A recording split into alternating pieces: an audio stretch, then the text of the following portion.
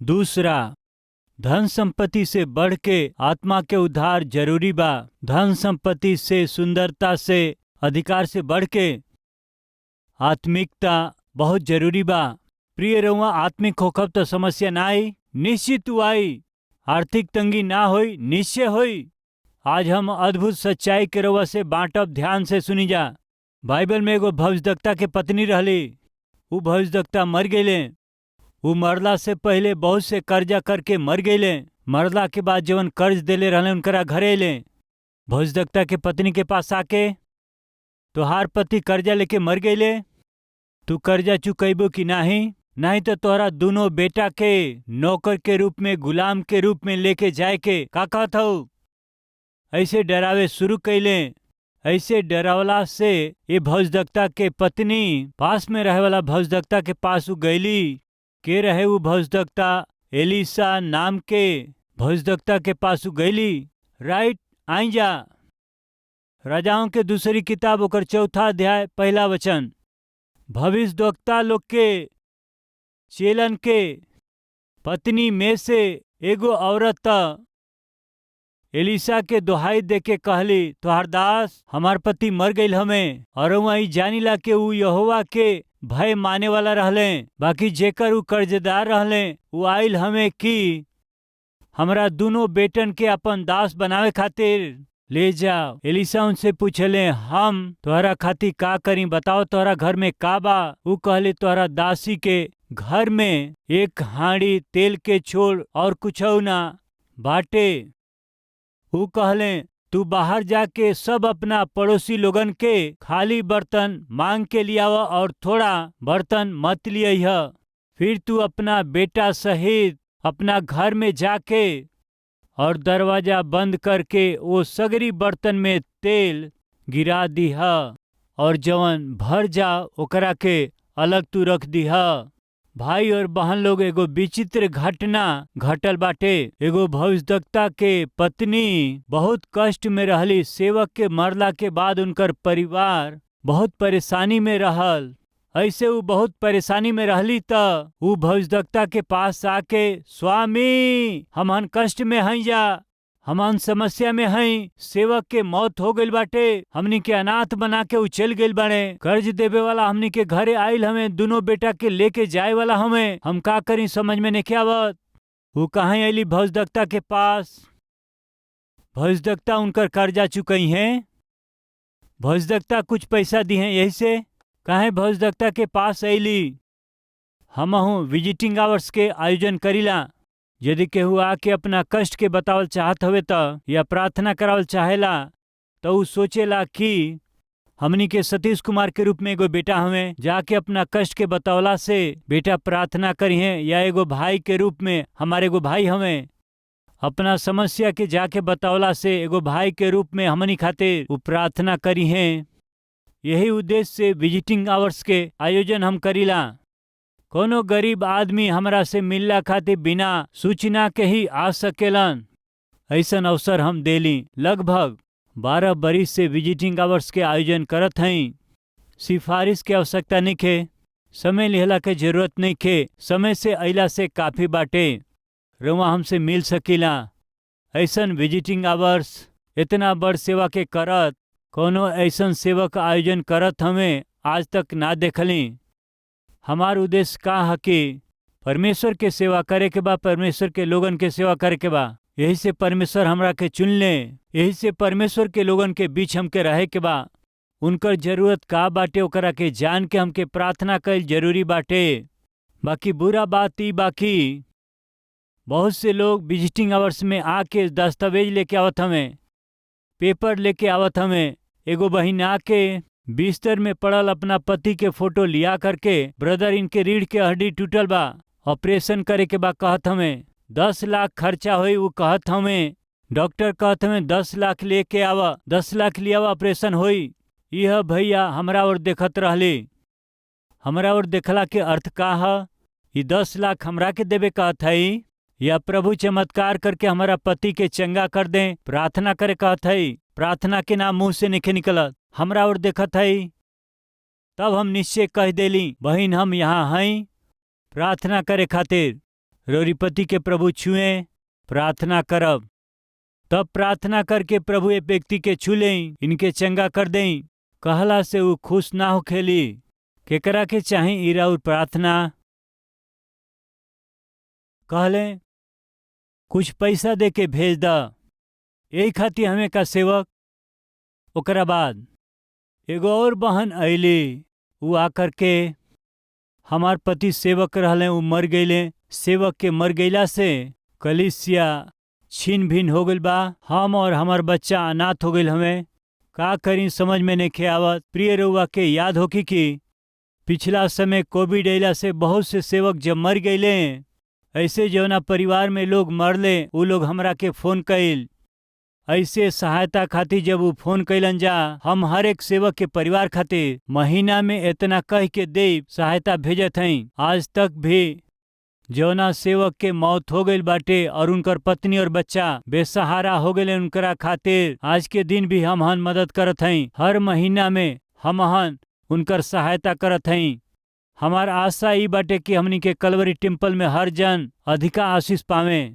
ऐसे अधिक आशीष पावे के हता एक और मसीह के प्रेम के प्रचार करे के बा और दूसरा और मसीह के प्रेम के काम में दिखावे के बा। हमन हॉस्पिटल ऐसे बनौली कि मसीह के प्रेम के दिखा सकें जा। दोपहर के खाना हमन मुफ्त में देली कि हमन मसीह के प्रेम के काम में दिखा सकें जा।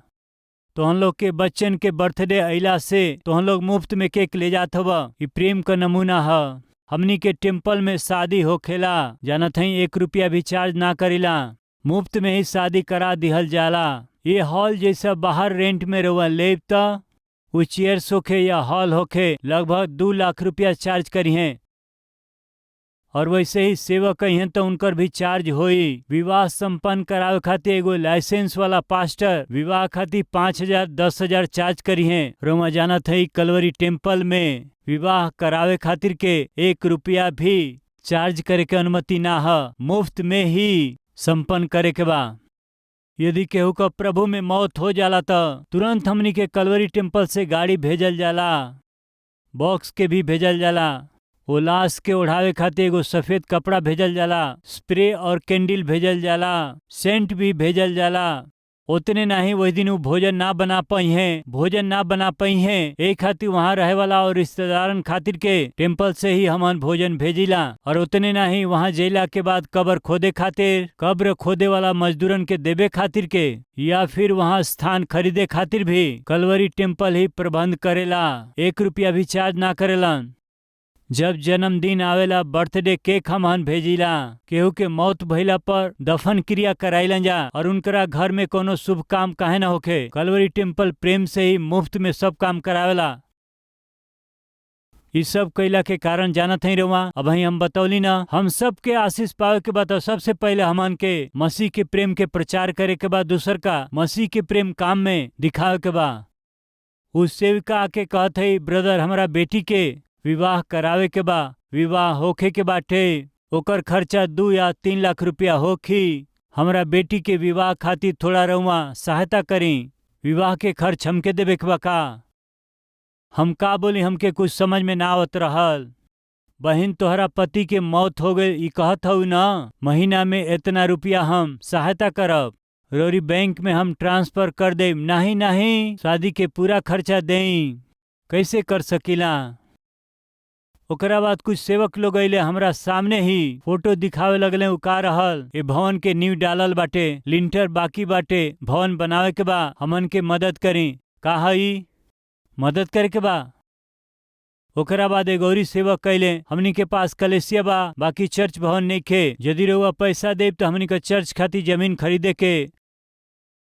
का हई एक बार हम ऐसे ही गलती कैली, हम जौन सहायता कर सकीला वो सहायता करके रउआ मानब या ना। विजिटिंग आवर्स में हम लिफाफा में कुछ पैसा रखत रहली।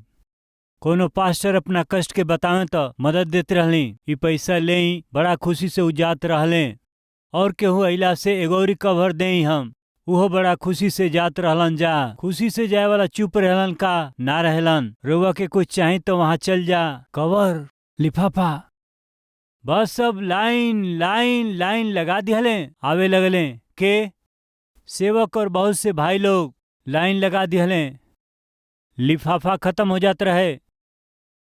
वो दिन परमेश्वर हमसे कहले, हमार बेटा सतीश तो के ई पाठ सीखे के बा। कहा प्रभु, हम ए दिनन में ध्यान देत हई तू एगो छोटा साइज के परमेश्वर बनत जात हव।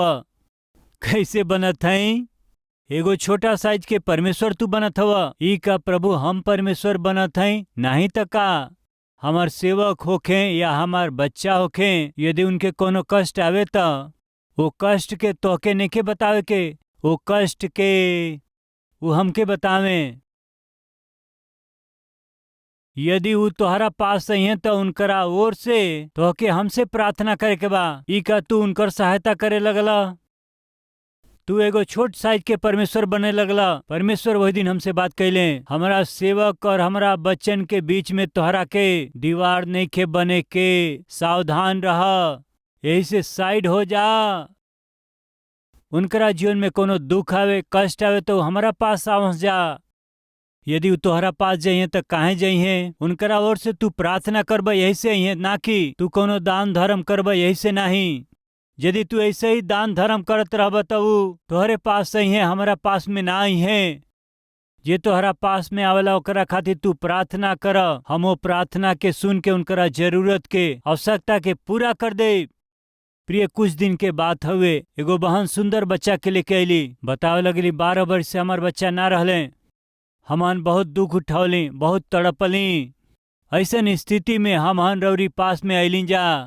हमन रउआ के बतौली कि हमन के बच्चा नहीं खे, कृपया हमनी खातिर प्रार्थना करी। ऐसे हमन रउआ से कहली जा। वही दिन रउआ हमनी खातिर प्रार्थना कैली। रउरी प्रार्थना के परमेश्वर सुन के सुंदर बालक के हमनी के दिले हमें। यह जौन परमेश्वर चाहेलन। प्रिय भाई और बहन लोग, सेवक के रूप में हम काहे हैं जानत हैं जा? रउरी कष्ट के समझ करके, रउरी दुख के हम बांट करके, रउरी ओर से हम प्रार्थना करे खातिर हम हैं, आर्थिक मदद खातिर नहीं। यदि हम ऐसा करे लगब तो रुआ परमेश्वर के पास ना जाए, बाकी सीधे रुआ हमारा पास में आए। ई परमेश्वर के मर्जी ना है। आर्थिक रूप से दुख उठाए वाली ई औरत जौन सेवक के पत्नी रहली, भविष्यवक्ता के पास गईली, एलिसा के पास गईली।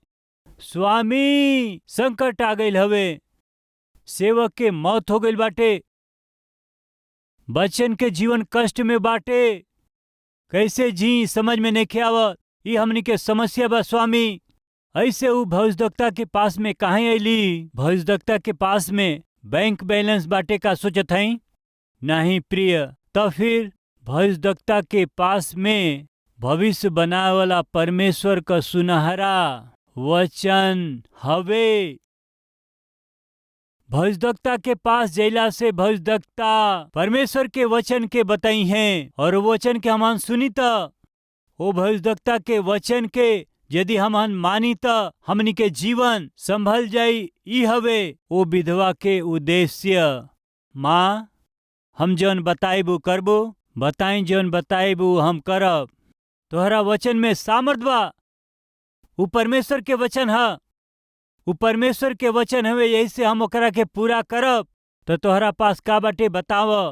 हमरा पास का बा? एगो तेल के हांडी बा, ओकरा अलावा हमरा पास कुछ नहीं खे। तोहरा पास तेल के हांडी बा? हाँ बाटे स्वामी। तो हम जौन बताइबू करबू। हाँ बताई हम करब। अपना पड़ोसिन के पास जा, जहां जहां खाली बर्तन बा वो खाली बर्तन के लेकर के आव। तोहरा हांडी में के तेल के तू लेकर के खाली बर्तन में तू उंडेला। कहा स्वामी फिर बताई? तोहरा तेल के हांडी के ला, वो तेल के खाली बर्तन में गिरा द। वो हांडी के लिए पास में खाली बर्तन में वो उंडेली ऐसे गिरावत समय वो पात्र भर गईल, बाकी ये हांडी में के तेल खत्म ना भइल। ई कहा ये हांडी का तेल वो बर्तन में गिरवला से कम होके के चाही ना, कम ना भइल। फिर एगो और पात्र में तेल गिरावे लगली, वो पात्र भर गईल, बाकी हांडी में का तेल कम ना भइल। वहां के खाली हर एक पात्र के वही दिन वो स्त्री भर दिहली प्रिय लोगन, बाकी उनकरा हांडी में का तेल कम ना भइल। और वो अपना बच्चन के बुलौली, देखा सगरी बर्तन भर गईल बाटे, और कोनो बर्तन बर्तन लेके आव। माँ, गांव के सगरी बर्तन के लेके आयल हई या महतारी, अब कोनो बर्तन के भी तू देखा उ भर के उमड़त हउवे। ई का बेटा, छोटा से हांडी मकर तेल के हमहन दूसरा बर्तन में हमहन गिरावत हई जाता, इतना चमत्कार कैसे हो गई? ऐसे ही चमत्कार होई काहे कि बाटला में ही परमेश्वर अपना आशीष के छिपा के रखले हमें। आज रोमा कलवरी आवाज के सहायता कैला से का करत हई रोमा? रौरी जीवन में कष्ट होके, बीमारी होके, परेशानी होके, तंगी मुसीबत होके, रोग होके, फिर भी रोमा अपना सहायता के लिया के बहुत से खाली जीवन के रोमा सुसमाचार से भरे की कोशिश करत हई। हजारों और लाखों लोग रौरी दिहल गई मदद के जरिए ही सुसमाचार के सुनत हमें, उ बर्तन सुसमाचार से भरत हवे। ऐसे भरे वाला बर्तन के परमेश्वर छोड़ दी है का? ऐसन भरे वाला बर्तन के परमेश्वर अनदेखा कर दी है का? असंभव। रौरी कैल गई सहायता के परमेश्वर ना भूल सकेलन। बाइबल में हमन देखेली जा, उनकरा लियावल गईल सगरी पात्र भर गईल। अब उनकरा घर के हर एक बर्तन भर के उमड़त हवे।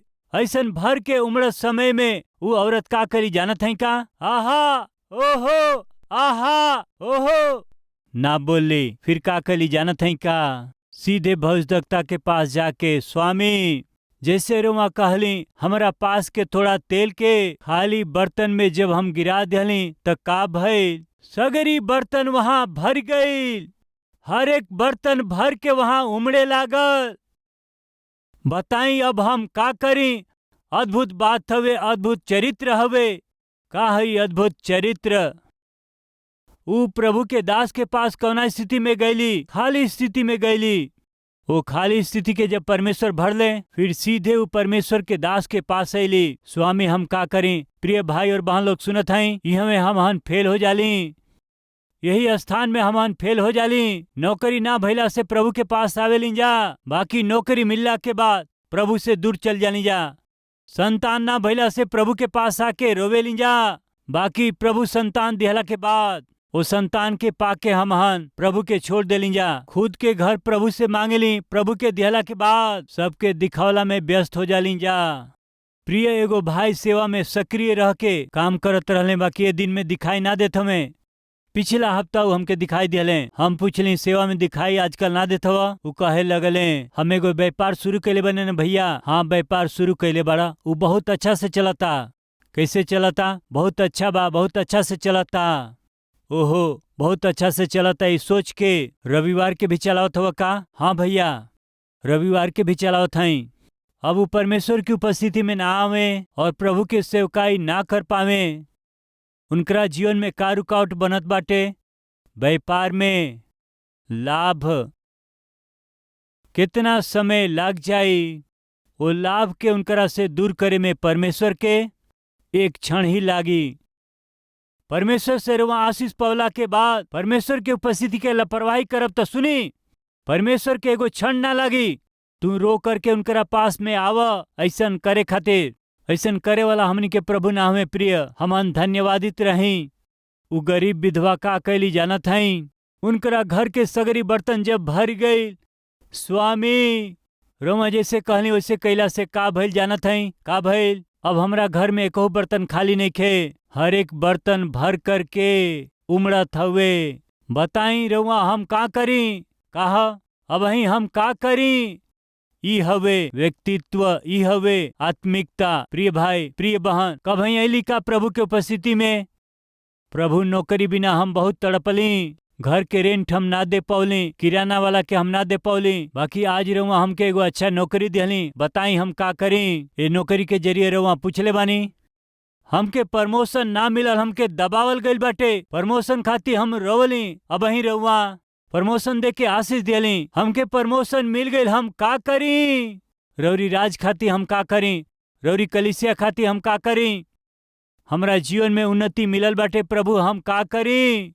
कबही बीमारी से हम परेशान भइली, अब चिंता के बिना हम सुख से बानी। अब रउआ हमरा के स्वास्थ्य देले बानी, अब हम का करी। रउरी सेवकाई में कैसे उपयोगी बनी। प्रिय रउआ जब सबसे पहले आशीष पाई तो रउआ के का करके बजाना था का। रउआ सीधे प्रभु के पास आके पूछी, बताई हम का करी। वही दिन वो स्त्री आके पूछली, प्रिय बताई हम का करी, हम का करी बताई। आशीष पौले हैं, बताई हम का करी। ऐसन आत्मिकता चाही, ई आवश्यक बा।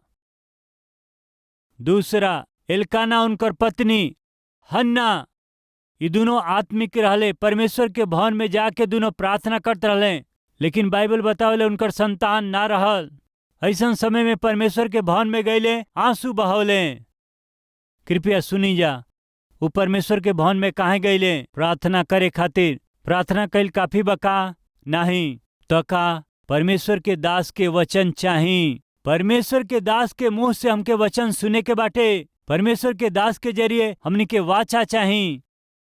कृपया ध्यान दें, वो दिनन में लाइव ना रहे प्रिय, वो दिनन में यूट्यूब सोशल मीडिया ना रहे। यदि होई तो वो लोग ना अइतन। बाकी हन्ना और एल्काना ऐसा ना रहले। परमेश्वर के भवन में जाके परमेश्वर के भवन में आराधना करे के बा, परमेश्वर के भवन में प्रार्थना करे के बा, ऐसा सोच रखे वाला आत्मिक रहले। कलीसिया ये संदेश के सुने वाला भाई और बहन लोग निश्चय रुआ कलीसिया में आ जाएं। टीवी के आगे या फिर मोबाइल के आगे बैठ के सोफा में या फिर सो के भोजन करत, टिफिन करत, कॉफी पियत वचन के सुनल, ये आराधना कैसे हुई? कलीसिया यानी परमेश्वर के घर हवे। प्रभु के घर आके हमनी के बात करे के तो परमेश्वर सुनी है। हन्ना और एल्काना दोनों प्रभु के भवन में अइले, रोवले, आंसू बहावले। काहे परमेश्वर के पास अइले? परमेश्वर बात करेलन। उस दिन बात कैले, आंसू बहा के प्रार्थना करत समय ऊ एली जौन पहले गलत समझले, बाद में समझ गईले, बेटी तोहरा आंसू के परमेश्वर देखले हमें। तू जौन चाहत हो के परमेश्वर शीघ्र ही देवे वाला हमें। शांति के साथ तू चल जा।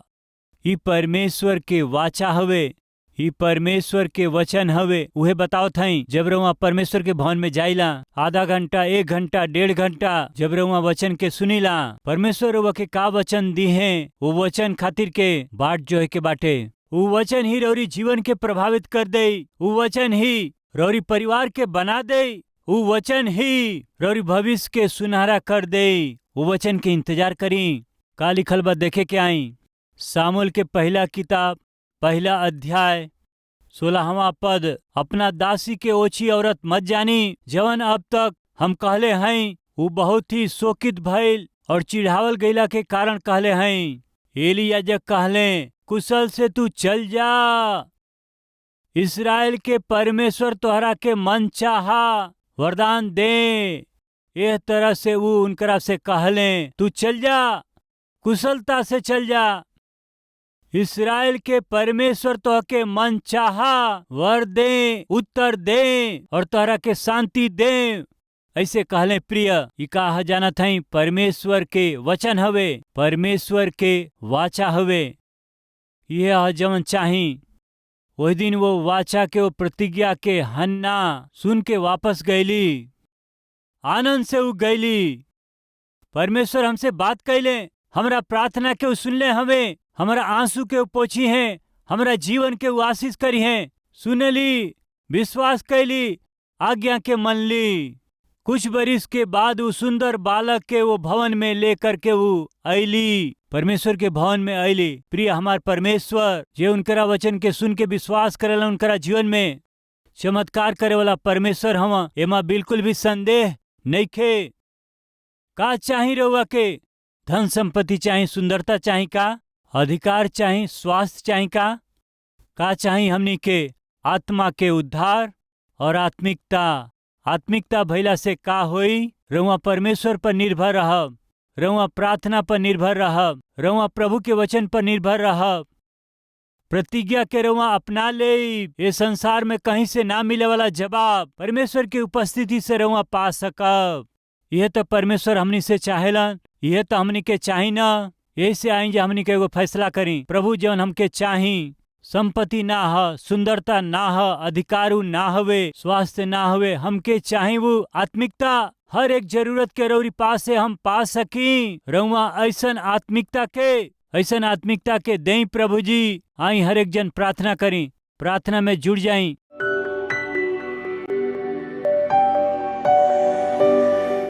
महान पवित्र प्रेमी पिता परमेश्वर बहुत सीधा और साफ रीति से बात कैली।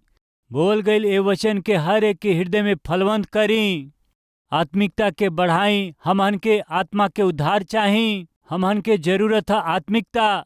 सुंदरता से, संपत्ति से, अधिकार से बढ़ के पिताजी बहुत ही जरूरी हवे आत्मा के उद्धार। बहुत ही जरूरी हवे रौरी साथ में संगति के आत्मिकता। यही आत्मिकता के साथ हमनी के बढ़े के बा। ये समय अपना आप के रौरी हाथ में देते जा। सिर से एड़ी तक परमेश्वर जौना हमनी के जीवन में कमी बा, पाप जौन बा ओके क्षमा करके माफ करी। रौरी लहू से हमनी के धो करके शुद्ध करके निरंतर रउआ के ग्रहण योग्य, महिमा के योग्य हम जी सकी सहायता करी। यीशु के नाम से मांगत हैं पिताजी, आमीन।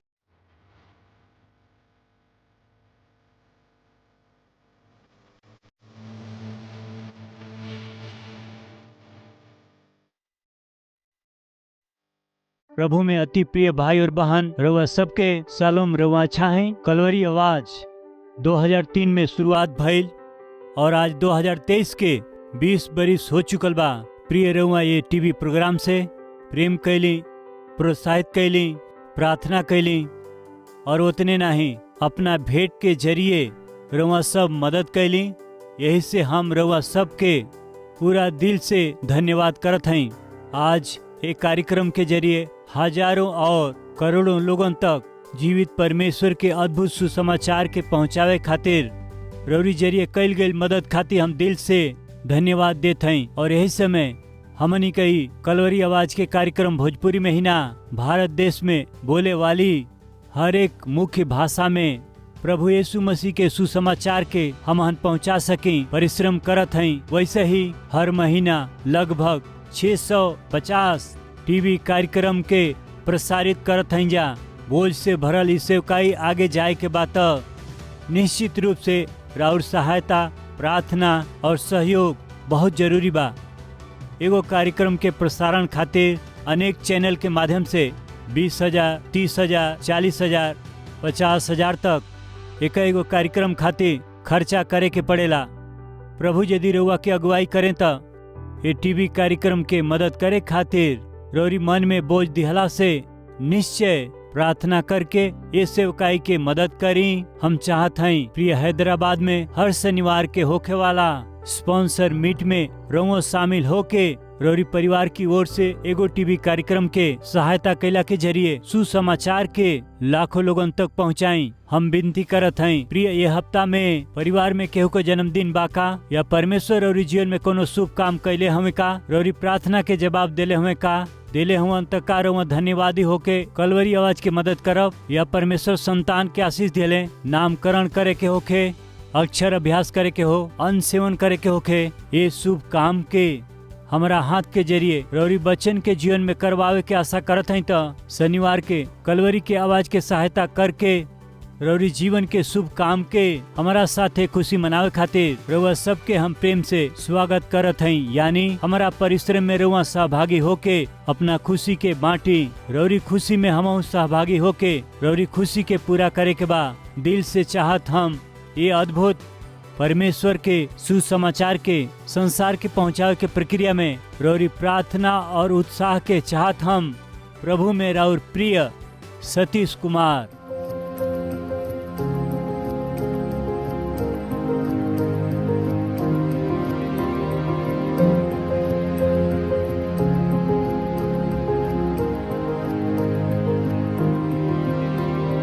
हमार पता बा Kalvari, post box number 30, Kukatpally, Hyderabad 72।